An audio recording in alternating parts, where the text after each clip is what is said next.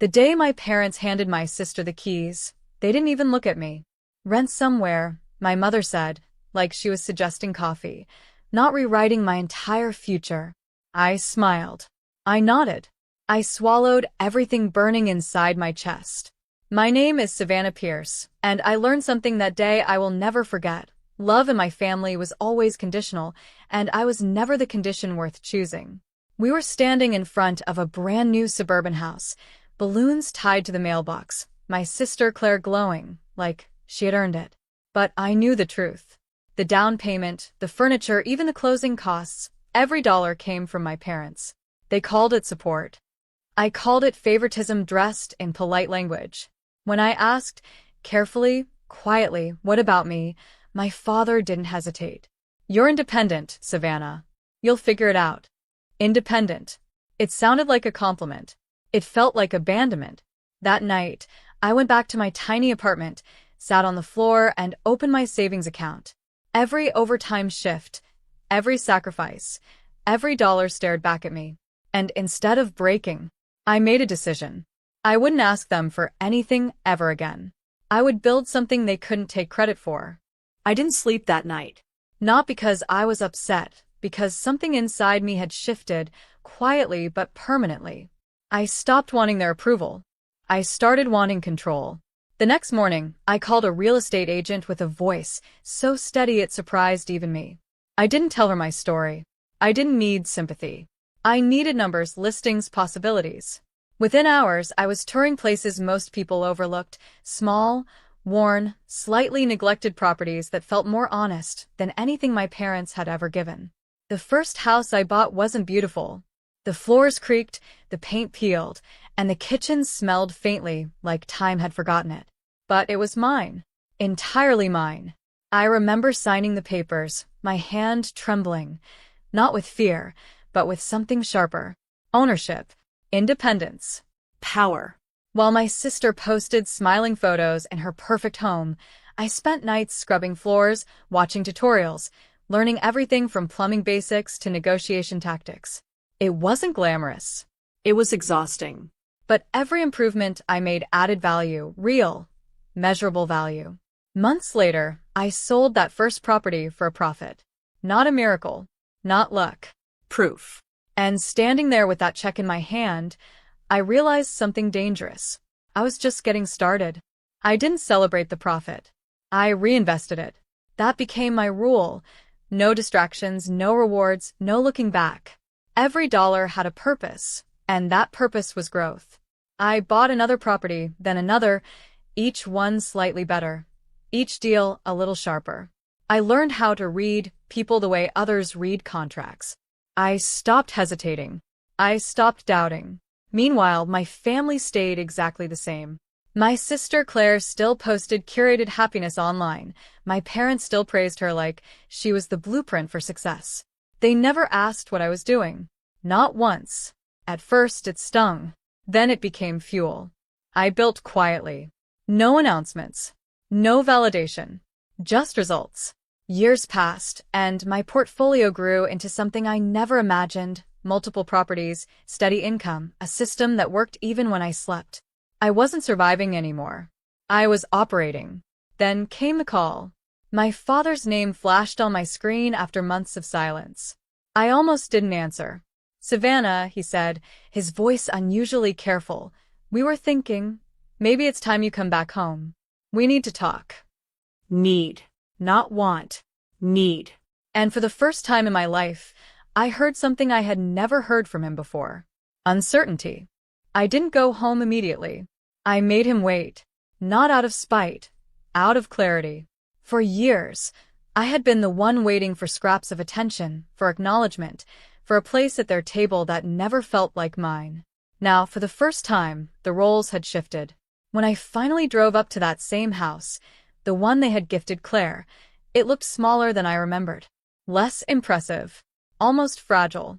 My mother opened the door, with a smile that didn't reach her eyes.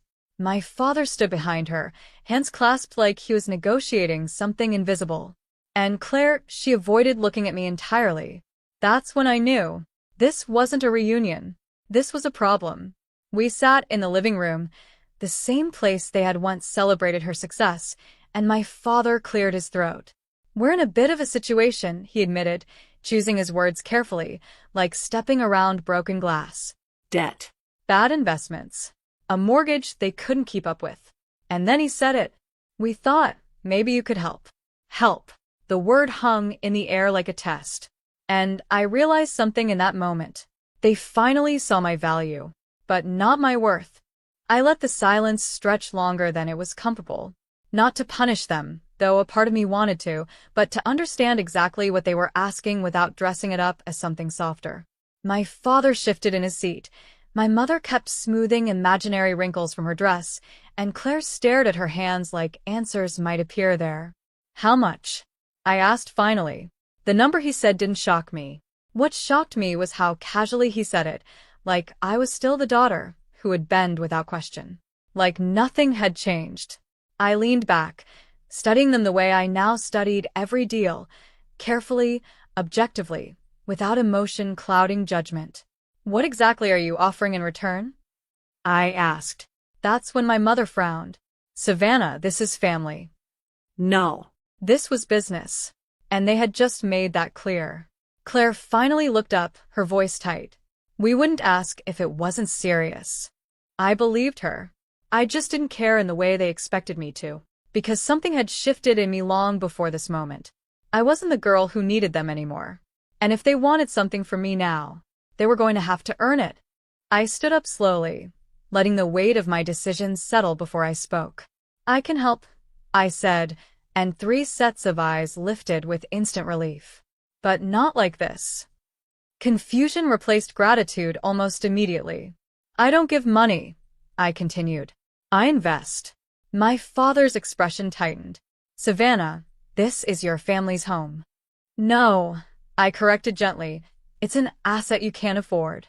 The room went still. I pulled a folder from my bag, already prepared. Numbers, projections, legal structures, everything laid out with precision. I had anticipated this moment the second he said we need. "I'll buy the house," I said. "At market-adjusted value. You clear your debt. You stay here as tenants." My mother's face drained of color. Claire looked like I had just rewritten reality. "Tenants," she whispered. "Yes." "With a formal lease. Fair terms. No exceptions." My father stood up, anger flickering beneath his restraint. "You want us to pay you to live in our own home?" I met his gaze without blinking. "You wanted me to rent somewhere," I said quietly. "This is somewhere." The words landed harder than I expected, and for the first time, they understood exactly who I had become. The silence that followed wasn't empty. It was heavy, suffocating, thick with everything none of us had ever said out loud. Claire was the first to break. "This is insane," she snapped, standing abruptly. "You're turning this into a transaction like we're strangers." I didn't react. I couldn't afford to. "We became strangers the day I stopped matching," I said evenly. My mother flinched, but didn't deny it. My father paced once, twice, like he was searching for the version of me he used to control. "There has to be another way." "There was," I replied. "Years ago." That landed harder than anything else, because it was true. I hadn't just built properties, I had built boundaries. And they didn't know how to cross them anymore. Claire's voice softened, but not with kindness, with desperation. "You'd really make us sign a lease?" I held her gaze. "I'd give you stability," I said. "Something no one ever gave me." That's when my father stopped pacing. He looked at me, not as his daughter, not as someone beneath him, but as something unfamiliar. An equal. Or worse. And then slowly he nodded. Not in agreement. In surrender. And everything inside me shifted again. The contracts were signed 2 days later. No celebration. No hugs. Just ink drying on paper that finally told the truth about who we were to each other. I paid off their debts exactly as promised. The house transferred into my name without complications. And just like that, the place they once handed to Claire became another line in my portfolio. But I didn't feel powerful. I felt clear. Weeks passed, and something unexpected happened. They followed the lease. Every payment arrived on time. Every term respected. My mother stopped calling me, with guilt wrapped in softness. My father stopped offering advice I never asked for. Even Claire changed, quieter, more careful, like she was finally aware of the ground beneath her feet. Not love, respect. Earned, not given. One evening, I drove past the house and didn't stop. I didn't need to.